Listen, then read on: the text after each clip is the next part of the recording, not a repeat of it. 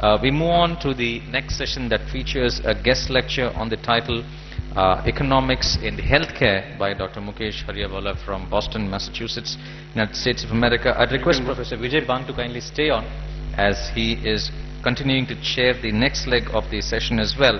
He'll be joined by Dr. Sarita Gulati and Dr. Vitul K. Gupta. Ladies and gentlemen, this is a guest lecture for 15 minutes and that will follow for 3 minutes with a discussion from the floor. It's over to the chairpersons to invite Dr. Mukesh.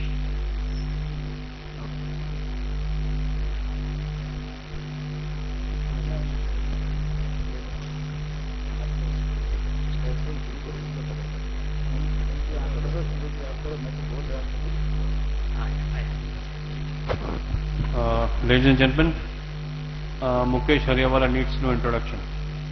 He has been here. He is a vocalist, a great orator, and he is the surgeon from Harvard group of hospitals. He is an economist in the Harvard group of hospitals. I don't know. I have no idea whether a surgeon or a cardiologist can be economist. I think this is the first combination I have seen, an eminent surgeon going and becoming an economist and talking on something different like angiogenesis and economy in the health industry. Ladies and gentlemen, I present to you Mukesh Hariawala. Let's see what he has to say about the economy in the developing healthcare industry. Mukesh. Thank you, Dr. Chopra, for the very kind and generous introduction. Thank you for the invitation. A warm welcome to each one of you. It is always hard to come on a podium and speak after two dynamic cardiac surgeons have spoken. So I'm going to take a different route. I'm not going to speak on cardiac surgery because they have done such a fabulous job. Instead, I'm going to talk about money. But when I'm going to talk about money, I hope that nobody leaves the chair and goes to the bathroom, because somebody out here in this auditorium with the clear intellect and a hand on the pulse of money could be the next millionaire. I'm not going to point to where the money is. I will expect you to stimulate your intellect and find where the money is. I'm going to scale this presentation to $100 billion. $100 billion is an opportunity for India. So be mindful and just watch what I have to say. So I'm not going to be talking anything about cardiac surgery but on economy. But you can see from my qualification, I'm an internationally qualified cardiac surgeon who has worked in 3 continents. In India I'm trained in England in transplantation, subsequently in America, and did a lot of research. But as you can see, I have an additional qualification, an MBA. At the age of 50, something different happened. I said I'm just operating all over the world. What am I doing actually in terms of contribution to healthcare? Very little, very little. When I operate 4 cases a day, I treat only 4 patients. That's not good enough for me. It won't be a fulfilling career for me to treat only 4 people. In 20 years, I'm going to treat 20 times 4 into number of weeks. I said that's not good enough. So I took a sabbatical. I went back to business school. I sat like a student. I was the oldest student in the class. And the dean and everybody made a lot of fun of me. But I had different thoughts. I wanted to learn the business of healthcare. We all practice healthcare for all our careers and we think we are significant players. We are not, because we don't understand the business of healthcare. I wanted to get that education and then be a player in the business of healthcare. Following my path, now Harvard and several institutions in America have started an MD MBA program where fresh graduates will get an MD MBA combined degree. They don't want, America does not want 50-year-old students like me. It wants fresh graduates to come out as healthcare economists. And you all will see this is going to be a future trend even in India. Now let me take you to a little historical path over here. What was my thesis? My thesis was on globalization of healthcare. I did not want my thesis to be focused in America. America has plenty of... My vision was to zoom into India. But to look at India, I have to look at all other countries before I look at India. I need to understand healthcare systems, what it does, how payment is done, and most important, my vision is for the rural Indian. How can healthcare touch the rural Indian? Unless economies and policies are framed in a direction that touches the poor man, India will never qualify to be a developed country. That was my vision for going for education. So anyway, historically, patients from Europe went to Egypt. It was called medical tourism because it was within Europe, but you went into another territory to take care of your health. Canada crosses over into United States because there are long lines in Canada, being a socialized healthcare system. This is also medical tourism.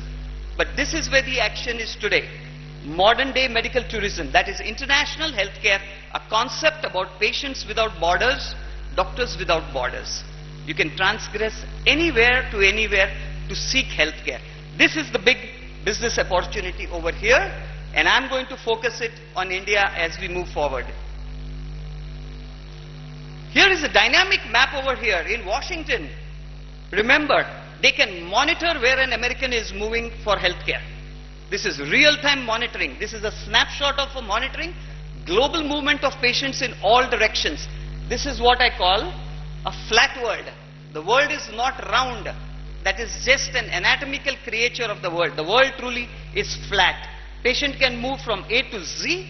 Doctors can move from A to Z. Look at the action over here, what is happening. This is India over here, our motherland. But look from America what is happening. Patients are beginning to take the plane. They are going to the airport, they are taking the flight and reaching a destination. Most of that is happening in Asia. But they are also going to other territories like South America, Europe and other places. Here is again an opportunity for India. Look at the planes taking off. Don't be dissuaded by the Indian hospitals telling you medical tourism is not a reality. Medical tourism is going to be the future. Okay, so you can see real-time dynamic mapping of patients moving worldwide. Here is some market analysis which only economists are allowed to look at. But I'm going to peel the onion very gently for you so that you can understand what it is. This is worldwide medical tourism data given by Deloitte and Company. Deloitte and Company is the largest accounting company in the world. Look at the data Deloitte and Company is giving. Over here, just 40 billion in 2004. Look at the spike in the amount of healthcare expenses being incurred in Americans going out of America. By 2012, it was expected to cross $100 billion. $100 billion is more than the economy of some smaller poor countries. That is the amount of money leaving America. I'm going to tell you how India should catch that money. Okay? But this $100 billion amount over here became a false start. That's because of changing patterns in the world. There have been wars in the world. There have been recessions. There is stagflation in the world. Stagflation is a term used only by economists. Stagflation is stagnation of growth encompassed with inflation. So that is a bad time of the world. The world is undergoing stagflation. Even in India, it is going through stagflation. That is why the projection of an 8% or a 9% GDP has suddenly dropped to under 5%. That is because it is not recession. What is happening is stagflation is happening in India. Okay, look at the number of outpatients also increasing. And these are the big players that are going to be in the medical value travel. I call this medical value travel and stay away from the dogmatic term of medical tourism. Medical value travel is reciprocal movement of patients where patients can come to India and Indian patients also can go to America for advanced procedures. So that is what I'm going to focus on. The question always to be asked in any new industry is there has to be a compelling reason in the market. Even if you make a ballpoint or you make a new car, instead of Maruti, India decides to make one more new car, there has to be a compelling reason in the market that we want another car. If there is no need in the market for another car, it will go a flop. But here are the paradigms that will show you why there is a compelling reason in the market. The global Western population is aging. Americans and Britishers and Canadians are living longer than before. which means basically they are going to be more prone to disease. Once they are more prone to disease, they are going to need medical services. Very strong, compelling need. Why medical tourism is going to be a very good factor. Rising healthcare costs, and I'll show you some data on, and the percentage rise of cost in the Western world. This is an irreversible trend. Western world, the pricing will never drop. It will continue to rise. Now think of a situation, a country in depression or recession and rising healthcare cost. There has to be an outlet. That outlet is going to be medical tourism. Also, inadequate healthcare insurance in the developed countries. Technological advances in developing countries. But more important, for you who follow President Barack Obama, our great American president, look at this graph of federal spending that he is doing. This is the graph of baseline. As you all know, President Barack Obama has initiated a healthcare reform policy. The entire American healthcare system is going to change. But look at the graph. It is still going up, which means that the federal healthcare spending is still going to be rising, although Barack Obama is trying to help America by giving a reform bill. President Barack Obama has a great vision. He is one of those rare presidents who has a heart for the poor American. I know many people in the outside world, wherever I speak all over the world, do not believe that there is a term called poor American. Trust me, 15% of Americans are truly poor Americans. President Barack Obama is at least trying to give them health care as one of the options. But the money going to be spent is going to be on the rise. So what is President Barack Obama's healthcare reform plan? I know you all read in the tabloid and several other places. For your news, President Barack Obama essentially wants to offer universal healthcare to every American. So every American can go and get healthcare. So that is a great vision, fantastic. He even got a Nobel Prize only for having this vision. But there is a downside to this vision. It's not political, it is simply market forces. Market forces that are going to change the dynamics. And these are going to be that market forces. You see this picture? This is a typical picture in America of people standing in a disciplined line waiting to go for a movie, waiting to go and watch a movie. This line now is going to become a line of healthcare in America. People normally, if I have to see my physician in my hospital, I can get an appointment next day. If I need a knee replacement, I can get it third day.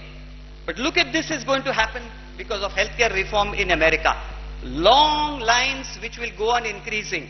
But there is going to be an implication of long lines. This is a Canadian system. This is not a capitalistic system. This is a socialized model. America will soon become a socialized medicine country like the NHS in England or in Canada.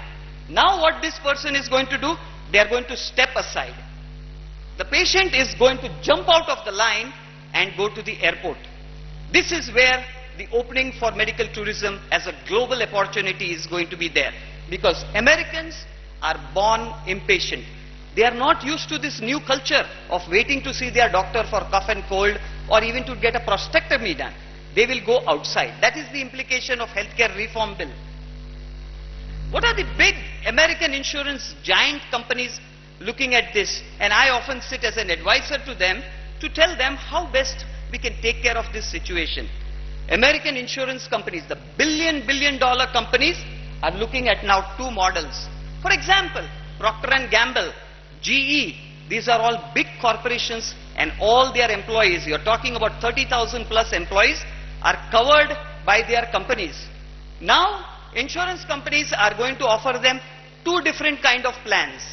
Plan A, they can stay in America, pay a higher premium and only get healthcare within America. But for the first time in the history of America, insurance companies are going to offer Plan B. Plan B is a subsidized plan, but for elective surgery, they will have to go outside America. Some companies may sign up, others will not. But this is where the big saving for corporations in America is. This again is a pointer to an opportunity for India. Sorry. Another target market that you need to look at Americans, as I mentioned in my opening remarks, are going to live longer. Look at this data. 77.3 million Americans are baby boomers. Baby boomers who were born and who have now retired. They have retired, they have no income. But now they are going to face healthcare issues.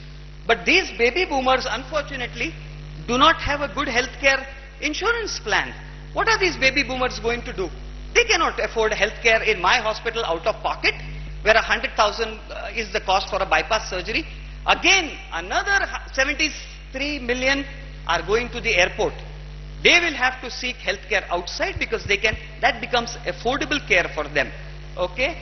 What are going to be the main market segments? In economics and in business, there are always segments that need to be identified. For India specifically, these are the 4 big specialty opportunities: gynec, neurosurgery, cardiac procedures, and orthopedics. Why do you think these are going to be the 4 principal product segments that will benefit in medical tourism?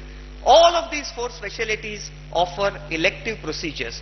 So a patient from America or England or Canada can make a 14-hour travel without facing any hazards and electively get a procedure done and go back. That is why these are going to be the big players in the future. Here is a rate card that I have drawn up.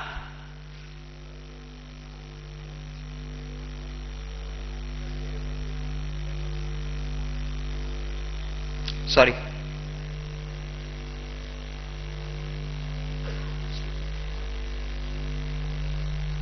Please let me check. Thank you. Here is a comparative rate card, dollars and cents. No cheap talk, straight money. This is what somebody pays in Medanta or Escorts as opposed to Beth Israel, my hospital, the world's #1 hospital, a Harvard teaching hospital. I've just got you the rate card from the accounting department. Look at the data over here. United States coronary artery bypass surgery, if paid out of pocket, 130,000. Valve 160, angioplasty 57. Look at this. Compare this to India. A 10% cost in India, but the surgery is financially subsidized, but the quality is not subsidized. Indian cardiac surgeons, Dr. Kataria and all the Indian cardiac, my old boss Dr. Bhattacharya and all, they all offer cardiac surgery sometimes even better than the results in United States. So this is subsidized by dollar, not subsidized by quality. That is where India stands to gain. Look at Thailand, a very close competitor. I have residents and fellows who have gone and settled in Thailand. They perform fantastic surgery. But India still, Dubai, I'll show you. Dubai, the cost of healthcare is a little higher because it is a new country. They cannot match the pricing of India. Although Dubai also still has some good surgeons and fantastic. Dubai in fact has Harvard affiliated hospitals, John Hopkins affiliated. But they cannot bring it down to 10,000. Again, an opportunity for India. Many of the hospitals in India, this is Hiranandani Hospital lobby in Mumbai, where I go sometimes. It is JCI accredited. Many hospitals. JCI accreditation simply means that the Indian hospital matches the standards of United States. Then only a hospital can get JCI approved. Many hospitals in India meet those standards. Remember, the insurance companies in the future who are going to send patients will only send patients to JCI accredited hospitals. That is for sure. They are not going to send it to any nursing home that does bypass surgery. Look at beautiful Delhi, a place that I love, one of finest of hospitals. Look at this brilliant hospital, Artemis probably in Gurgaon, but only probably about 50 minutes away from a wonder of the world, the Taj Mahal. Look at this possibility of a combination where an American patient comes, gets the best of surgery done here and sees a wonder of the world, all within a package of under $20,000. Never will he be able to get that. This packaging will become a great attraction to the Western world. India will have to market itself. Very important. This is a typical situation. Look at how Dubai, I was there in Dubai about 20 days ago. Look how Dubai is marketing itself. A Muslim country, a traditional country, an ex-burqa wearing country. But look at Dubai now. This patient has undergone bypass surgery at the American hospital, Harvard hospital. He's sitting on the beach on a cell phone. Look at his mediastinal scar over here. This beautiful girl obviously has had something more beautiful done to her body. And of course, I won't elaborate on that. But important thing, even in Dubai, between all the giant hospitals, there is a golf course right over here. Look at the quality of life that Dubai is willing to offer. It wants to attract that $100 billion. That $100 billion for Dubai is going to be far greater than its oil revenue. Remember, so it is building all these structures. This is a health vault. This is going to be the technology of the future, whereby, just like electronic medical records, a patient can go anywhere in the world and his whole medical record will spin around him. A doctor from Texas can send a message to Delhi and they communicate through this system. This is the only new system that is going to be offered, where privacy and the keys to the vault are going to be with the patient.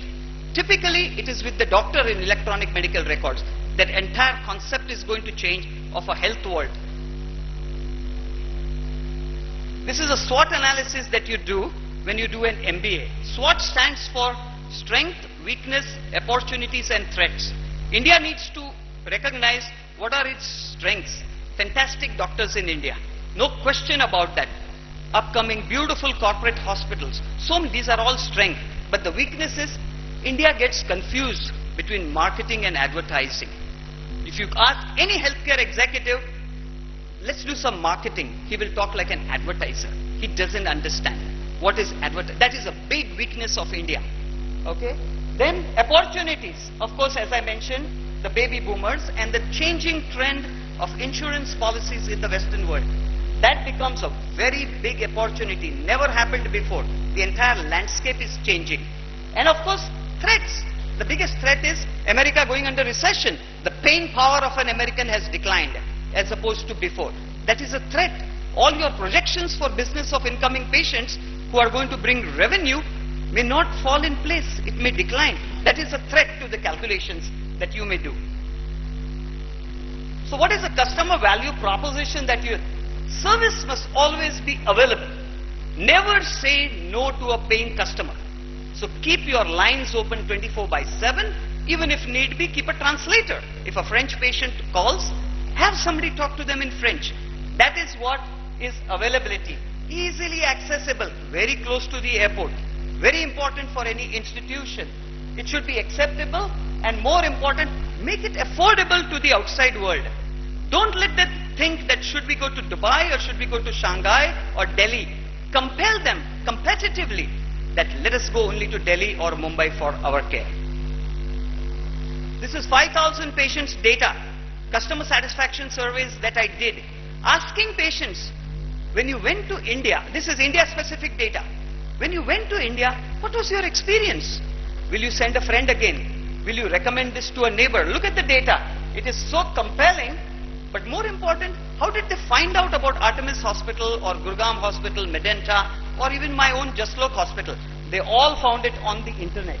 So important thing is that internet access and all of that has to be prime for any hospital to participate at a global level. The other thing is, did you find it safe coming to India? They find India one of the safest country to travel. No question about it. Do you feel that you received excellent treatment compared to the US? Look at the customer satisfaction survey saying, the patients are saying 90% of them saying it was better than the United States, a treatment option offered in India. This is again a very powerful story for marketing. Excuse me, sir, you have exceeded quite a lot of time. I think you should be brief. I'll finish. Okay. And this is, will you travel alone and things like that. And these are, you can see, all possible surveys with an aggregated number of 70% is positive in favor of India. These are some similar data. But more important, in the current world, it is not very important who gives better service. What is prime importance, who tells a better story. That is marketing. You should be able to tell a better story. The one who tells the best story will attract the customer. That is what this marketing is about. Okay? These are some affiliations that, and you have to customize it, just like one size doesn't fit all. Now when an American patient who comes from a country of laws and lawyers Legality is going to be a big issue. So India will have to draft laws to accommodate medical tourism patients. And of course, if done right, the cash registers will ring very loud. It's about $100 billion industry, not to be included. It will raise the GDP of India if India gets it right. Thank you very much, and sorry about the extra time. Thank you, sir, for your talk. But basically, I find it as real contradictory to the sense and the values where we are sitting. So the same values, if they apply to the this settings in Brahmakumaris, I think they should also charge each and every penny for their services provided. So basically, Indian guidelines or Indian substance is totally different from what America is. So we don't want to commercialize healthcare, right? PPP model is there, commercialization of healthcare is there, we are getting innovative things. But India needs preventive and primary healthcare. So basically our problem is that we are spending 90% of our money on airports where only 0.5% of the people travel. And rest where 99% of the people travel by railroad and stations, you see the problem. So it is basically India is a socialist democratic republic. So we have to keep a very, very fine balance, not under the influence of globalization, the market economy. We should not commodify the healthcare services. Definitely we should attract the foreign customers, but we should not neglect the Indian population who are unable to pay even 5 rupees of chloroquine for malaria. So that is my sense. With that, I request my co-chairpersons to make comments. The lecture was excellent, and I appreciate the points that you have made, that it's a $100 billion industry. Definitely, India should step in and try to capitalize on this, because better we grow on GDP, better we can serve our patients with social reform. So I think it is all in all very good suggestion. India should take it seriously. I think, Dr. Seth, you want to speak something? I'd just like to give one comment. I think it was really a very outstanding presentation. The whole world is changing. We also need to change. And I think the way he's shown how we can reform the health industry in India and how we can grow economically has been shown very beautifully by Mukesh Hariawala. I totally agree with our chairperson that we have our human, we have values. All those values we must keep. But these are the methods by which we can grow. Technologically and marketing, the way, I think he's a surgeon, but the way he was talking to us, I never realized the surgeon. I thought he's a great marketing guy, great business guy. And he was showing the best module. We need to have such modules to grow. I think let's give a big hand to Dr. Mukesh Hariawala for his outstanding presentation. Shekhar, you'd like to have some last question? Yes. You can come here.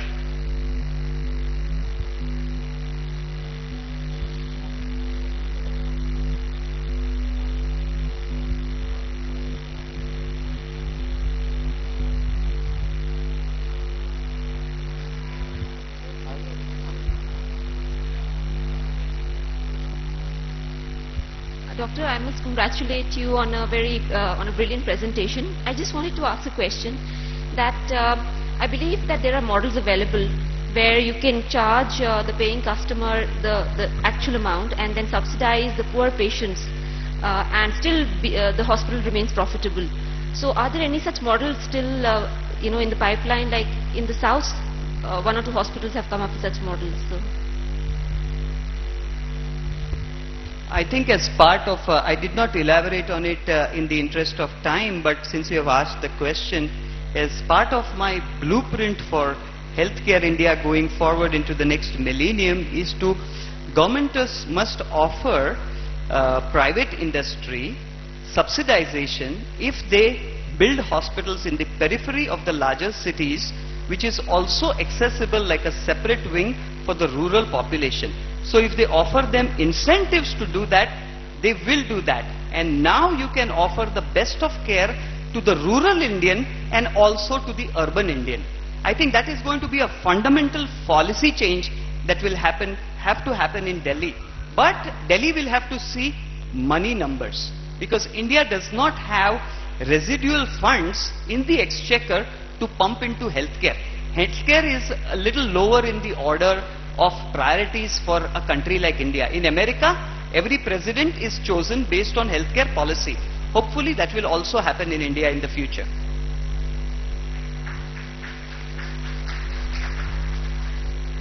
Ladies and gentlemen, we'd like to thank the chairpersons of this session. That brings us to the end of the lecture by Dr. Mukesh Hariawala from the United States of America. Thank you very much.